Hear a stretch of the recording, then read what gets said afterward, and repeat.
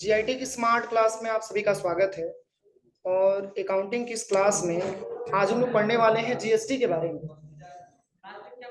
देखिए, आज की क्लास में जो जीएसटी के बारे में पढ़ना है, जीएसटी होता क्या है, जीएसटी का फुल फॉर्म क्या होता है, जीएसटी क्यों लाया गया, इसका मेन मतलब क्या है, वही आज की क्लास में डिस्कस करना है और समझना है। देखिए, सबसे पहले तो अगर हम जीएसटी के बारे में बात करें तो जीएसटी का पूरा नाम होता है गुड्स एंड सर्विस टैक्स।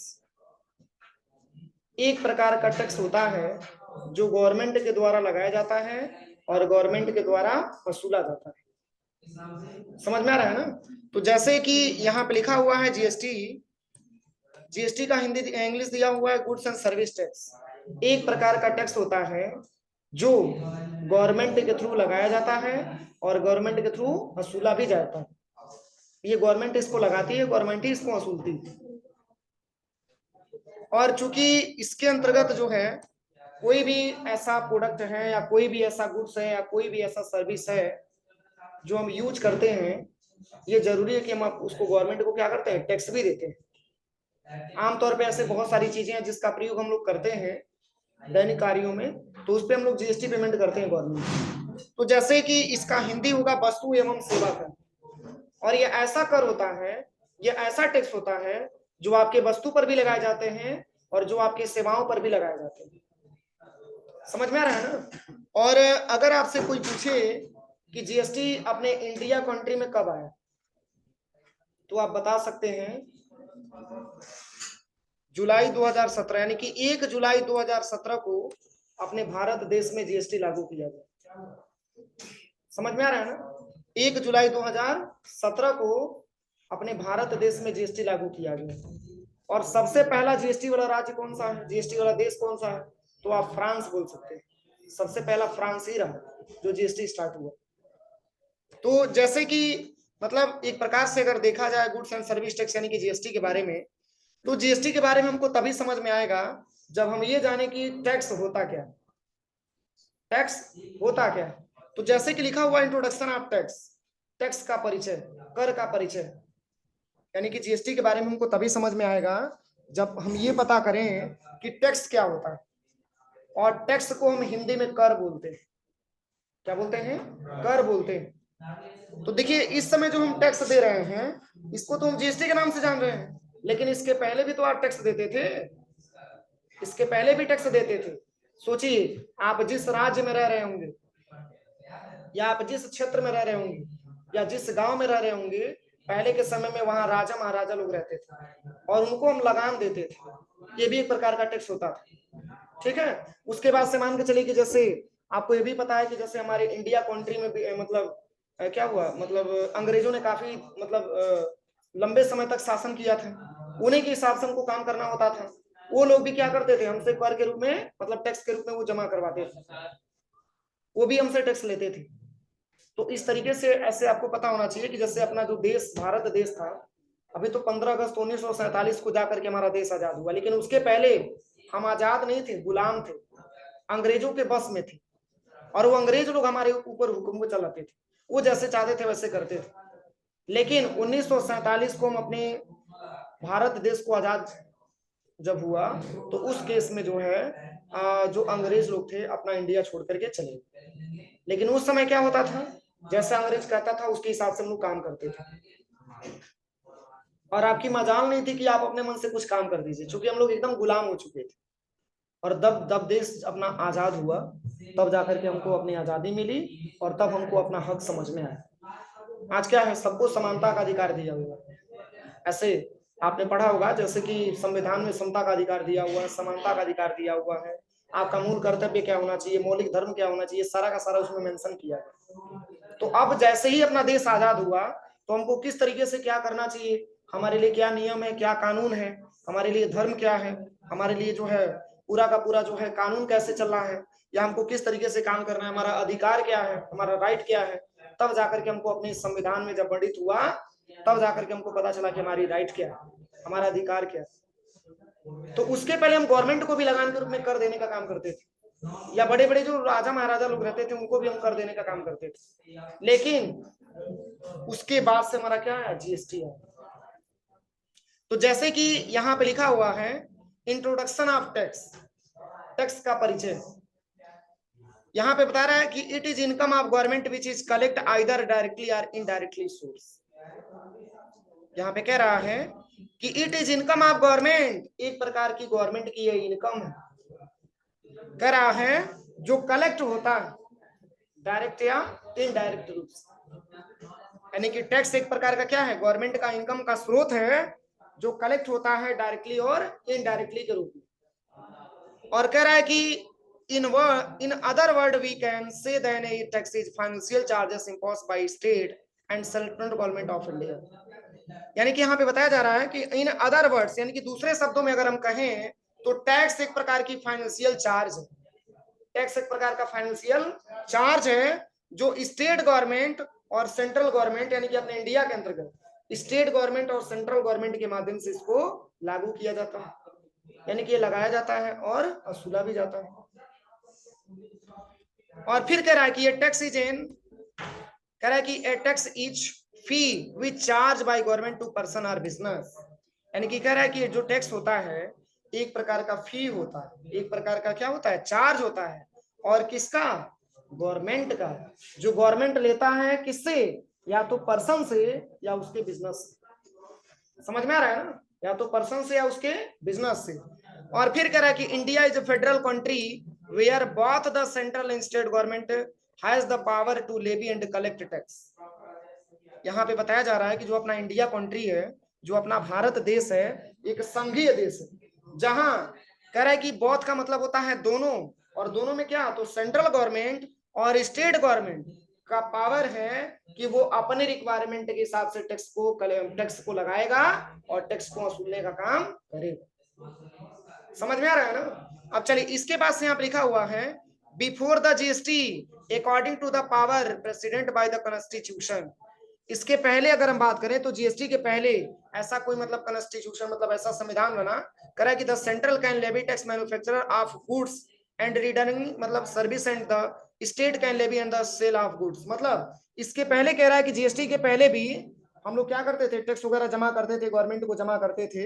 लेकिन इस जीएसटी को कह रहा है कि संविधान में वर्णित कर दिया गया। और इसके बाद से मैन्युफैक्चरर ऑफ गुड्स मतलब जो ऐसा मैन्युफैक्चरर है जो किसी गुड्स को तैयार कर रहा है, मैन्युफैक्चरिंग कर रहा है, और कह रहा है कि सर्विस अगर प्रोवाइड कर रहा है और अपने स्टेट में कर रहा है तो उसको भी गवर्नमेंट को टैक्स के रूप में जमा करना पड़ेगा। जैसे मैन्युफैक्चरिंग का मतलब क्या होता है, जो किसी प्रोडक्ट को तैयार कर रहा है तो भी गवर्नमेंट को टैक्स देगा, और उससे जो होलसेलर जुड़ा हुआ है वो भी उसको गवर्नमेंट को टैक्स देगा, और उससे जो रिटेलर जुड़ा हुआ है वो भी गवर्नमेंट को टैक्स देगा। और ये सारे लोग टैक्स वसूलने का काम किससे करते हैं, तो कंज्यूमर से करते हैं। छोटे छोटे कंज्यूमर जो बहुत सारे प्रोडक्ट का कंज्यूम करते हैं वही लोग क्या करते हैं, जीएसटी देते हैं। तो ये कई स्टेप में जाकर के जीएसटी कंप्लीट होता है तो गवर्नमेंट को भरने का काम करते हैं। तो जैसे कि यहाँ पे बताया जा रहा है, देखिए अगर हम बात करें सबसे पहले तो कह रहा है यहाँ पे कि जो हमारा टैक्स होता है ये टैक्स गवर्नमेंट के माध्यम से लगाया जाता है, और गवर्नमेंट ही लगाता है अपने रिक्वायरमेंट के हिसाब से, और अपनी रिक्वायरमेंट के हिसाब से उसको वसूलता है। जैसे आपने देखा होगा कि बहुत सारे लोगों को आवास मिलता है, शहरी आवास मिलता है, ग्रामीण आवास मिलता है, या प्रधानमंत्री किसान सम्मान निधि योजना का पैसा मिलता है, या आपने देखा होगा कभी आगजनी घटनाएं हो जाती है, या कभी फसल वगैरह हानि हो जाती है, ठीक है, या फिर आपने देखा होगा कि रोड भी बहुत सारे अच्छे अच्छे बन जाते हैं। वो रीजन क्या है, ये सब यही जीएसटी का पैसा होता है जो गवर्नमेंट इनकम करती है, और इनकम का एक स्रोत होता है जो गवर्नमेंट को प्राप्त होता है, और गवर्नमेंट उस पैसे को क्या करती है, जो पात्र लोग होते हैं उसमें डिस्ट्रीब्यूट करने का काम करती है। समझ में आ रहा है ना। जैसे कि किसान सम्मान निधि योजना का पैसा हो गया आपका, पेंशन देखिए आपके ग्राम सभा में कितना रुपया पेंशन मिल रहा है आपको, ठीक है, या फिर मान के चलिए कि और भी स्कॉलरशिप वगैरह आता है। आखिर ये गवर्नमेंट पैसा कहाँ से पाता है, तो इसके पास यही सारे फंड होते हैं जो स्टेप बाय स्टेप में आते हैं, और गवर्नमेंट जो पात्र होता है उसको बांटने का काम करती है, ठीक है। और यहाँ पे बताया जा रहा है कि टैक्स, यहाँ पे कह रहा है कि टाइप ऑफ टैक्स, टैक्स होता कितने प्रकार का है, तो दो प्रकार का टैक्स दिया हुआ है आपका। एक आपका होता है डायरेक्ट टैक्स और एक आपका होता है इनडायरेक्ट टैक्स। तो यहाँ पे डायरेक्ट टैक्स के बारे में बताया जा रहा है, कह रहा है कि ये direct tax is one in which the incidence ultimate liability of tax lays to the same person and which can not be shifted an another person example income tax, RTO tax, manufacture tax, house tax इत्यादि। कह रहा है कि यह ऐसा tax होता है जो गवर्नमेंट को मतलब डायरेक्ट के रूप में जमा करने का काम करते हैं। यह ऐसा टैक्स होता है जो गवर्नमेंट को हम डायरेक्टली रूप से देने का काम करते हैं। और बहुत सारे लोग ऐसे हैं जो डायरेक्ट टैक्स देने में कतराते हैं।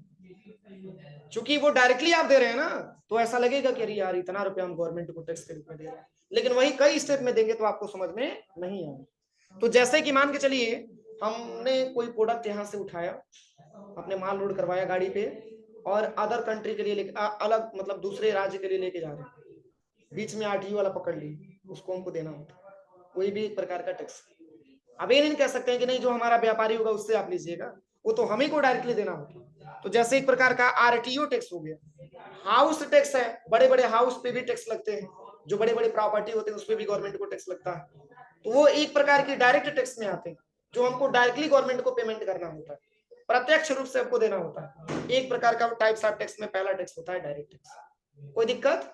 अब चलिए अगर हम इनडायरेक्ट के बारे में बात करें तो इनडायरेक्ट के बारे में बता रहा है कि an indirect tax is in one, कह रहा है an indirect tax is one in which the incidence of tax less to 1% and which can be shifted on another person, example GST, VAT, CST, excise, service tax इत्यादि।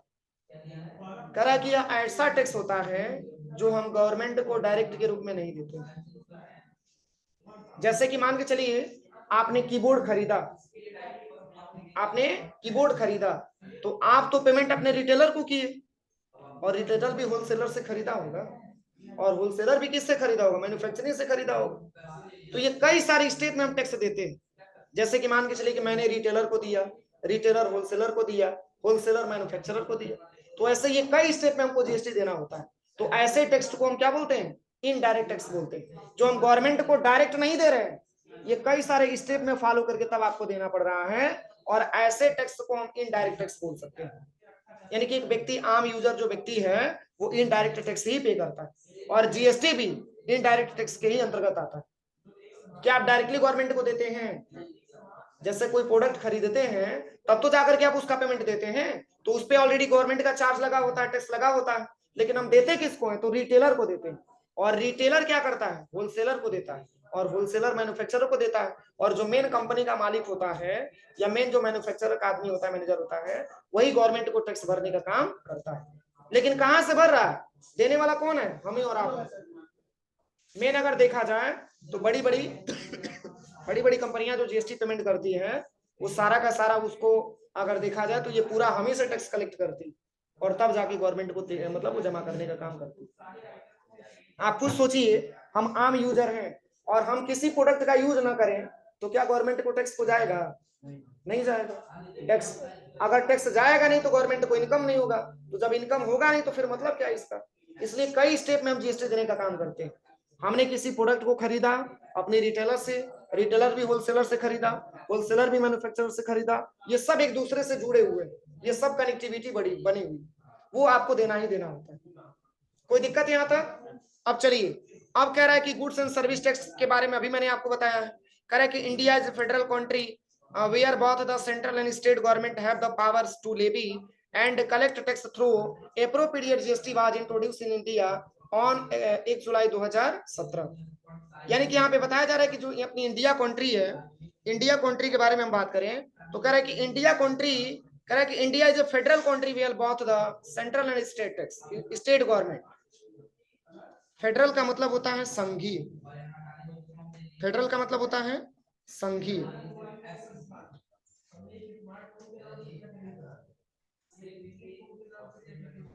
तो यहाँ पे बताया जा रहा है कि भारत एक संघीय देश है जहां स्टेट गवर्नमेंट और सेंट्रल गवर्नमेंट ये दोनों को टैक्स लगाने का और टैक्स वसूलने का अधिकार दिया गया। और जीएसटी लाया कब गया? तो 1 जुलाई 2017 को अपने इंडिया कंट्री में जीएसटी लाया। और किसने लाया? तो मोदी जी ने। बताइए होगा आपको। मोदी जी का जो है, मोदी जी का जो काम होता है पता है ना? नोटबंदी भी हुआ तो किसी को पता नहीं चला। बोलिए सही है? अचानक से नोटबंदी स्टार्ट, और ऐसे ही जीएसटी अपने इंडिया कंट्री में एंट्री कर गए। सही है कि नहीं है? तो ये मोदी जी ने जो है 1 जुलाई 2017 को अपने इंडिया कंट्री में जीएसटी लागू किया। उसके पहले भी हम टैक्स देते थे, लेकिन जब से जैसे क्या होता था गवर्नमेंट, अब देखिए दूसरी चीज ये है कि गवर्नमेंट को जीएसटी लाने का मेन मतलब क्या था, गवर्नमेंट को अपने इंडिया कंट्री में जीएसटी लाने का मेन मतलब क्या था, कोई बताएगा? देखिए आखिर इसके पहले भी तो टैक्स हम लोग देते थे, लेकिन गवर्नमेंट को मिल नहीं पाता था, समझ रहे हैं ना?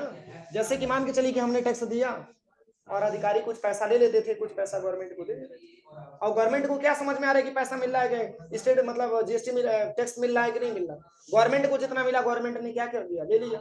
लेकिन गवर्नमेंट को जब ये धीरे धीरे पता चला कि टैक्स की चोरी की जा रही है, मतलब टैक्स जो जेन्युइन हमको मिलना चाहिए वो नहीं मिल पा रहा है, तभी जाकर के 1 जुलाई 2017 को पूरे इंडिया कंट्री में जीएसटी लागू कर दिया।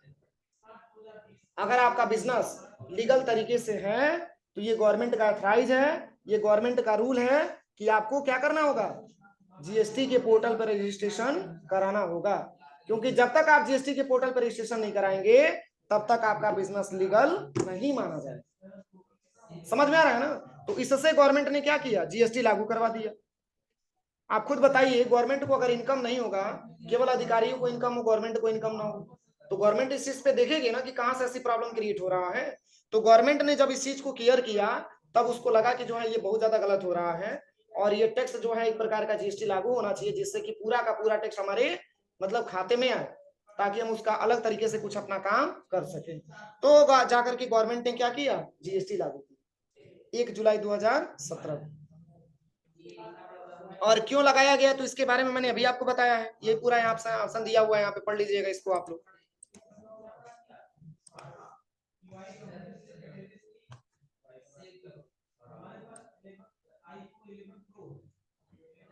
देखिए यहाँ पे सब दिया है, कह रहा है कि GST is business reform beyond just modification of the rate of tax is GST, changing the process of compliments thereby resulting in the way business operate.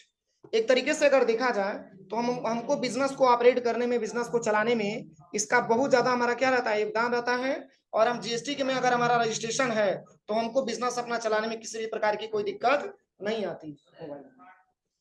समझ में आ रहा है ना? जैसे कि आपने देखा होगा कि अभी कुछ महीने पहले की अगर बात किया जाए, 2-4 महीने पहले जीएसटी का छापा पड़ा हुआ था, अधिकतर लोग शटर डाउन करके अपना दुकान बंद करके भाग गए थे, याद है ना?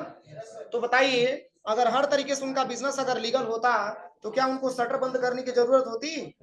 कभी नहीं होती, क्योंकि मान के चलिए कि जीएसटी में जिसका रजिस्ट्रेशन नहीं था वही व्यक्तियों ने क्या किया, अपना जो है दुकान वगैरह बंद करके, और जब छापा पड़ा था तो उस केस में अपना दुकान वगैरह बंद करके चले गए थे। लेकिन अगर इस तरीके से हम देखें, जिसका जीएसटी में रजिस्ट्रेशन था, सोचिए वो व्यक्ति अपना दुकान नहीं बंद करवाया था, जिन्होंने अपना जीएसटी के पोर्टल पर रजिस्ट्रेशन करवाया था, क्योंकि उनका बिजनेस लीगल तरीके से है, और गवर्नमेंट का अगर कोई भी अधिकारी आता है तो भी उनको कोई दिक्कत पड़ने वाला नहीं है, क्योंकि ऑलरेडी वो अपना रजिस्टर्ड हो चुके हैं, अपने जीएसटी में रजिस्ट्रेशन करा चुके हैं।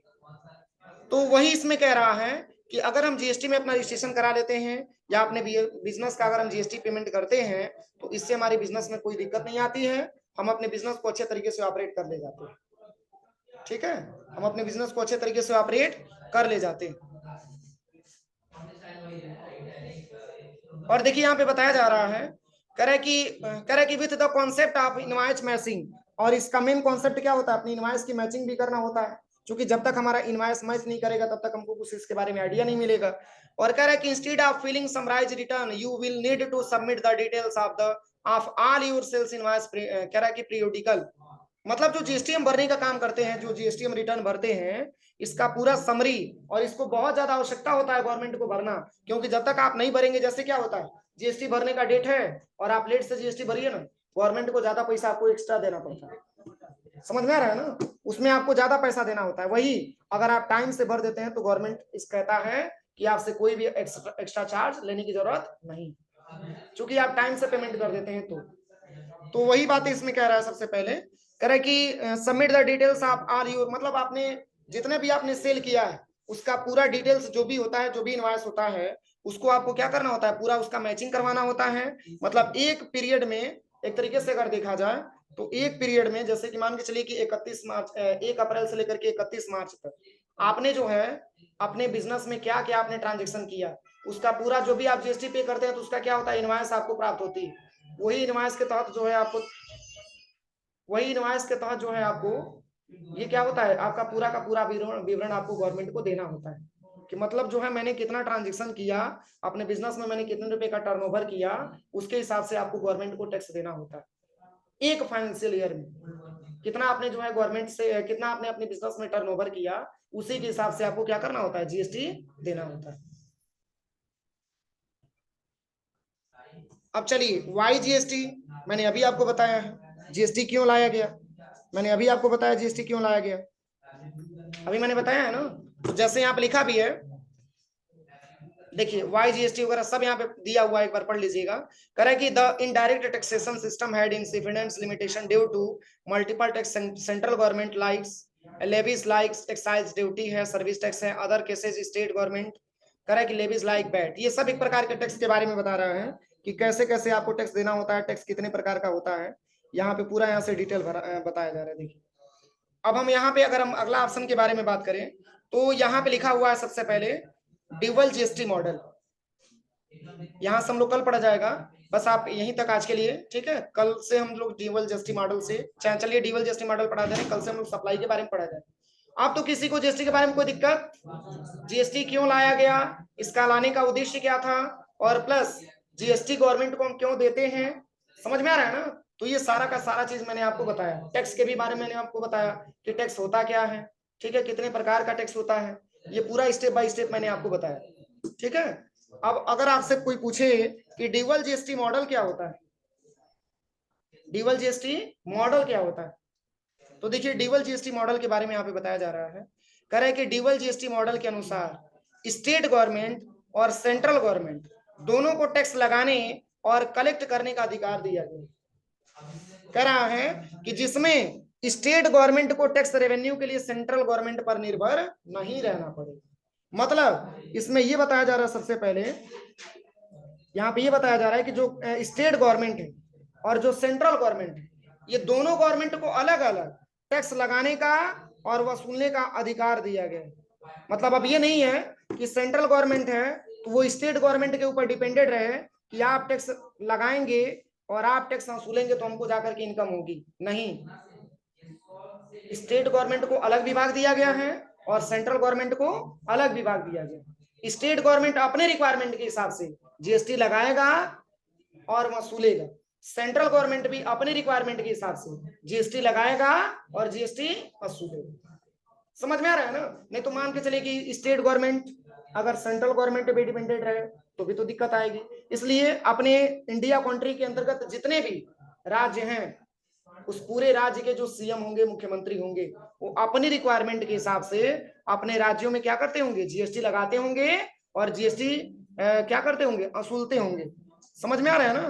तो वही आपका ड्यूअल जीएसटी मॉडल कह रहा है, मतलब अपना अपना विभाग सब कोई देखेगा। अगर आप स्टेट गवर्नमेंट हैं तो आप अपना विभाग देखिए, अगर आप सेंट्रल गवर्नमेंट हैं तो आप अपना विभाग देखिए, कोई लेना देना आपसे नहीं है। आप अपनी रिक्वायरमेंट के हिसाब से क्या लगाते हैं, क्या वसूलते हैं, इसकी पूरी की पूरी रिस्पॉन्सिबिलिटी आपकी होगी, हमको कुछ लेना देना नहीं। ये टैक्स को क्या कर दिया गया, डिवाइड कर दिया गया। यहाँ तक किसी को कोई दिक्कत, चलिए सप्लाई से कल पढ़ा जाएगा, यहाँ तक आप घर से पढ़ के आइएगा, ठीक है।